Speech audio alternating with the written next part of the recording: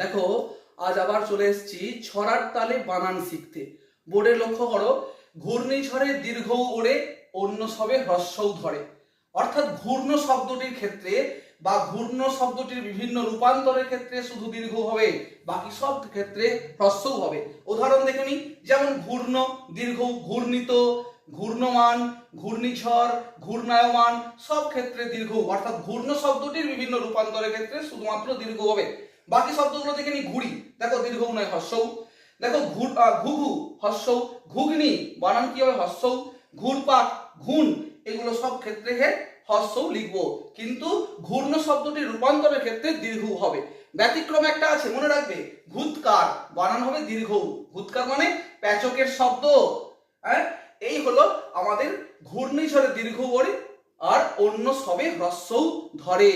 এটা মনে রাখলেই হ্রস্ব দীর্ঘ অনেকটা সমস্যার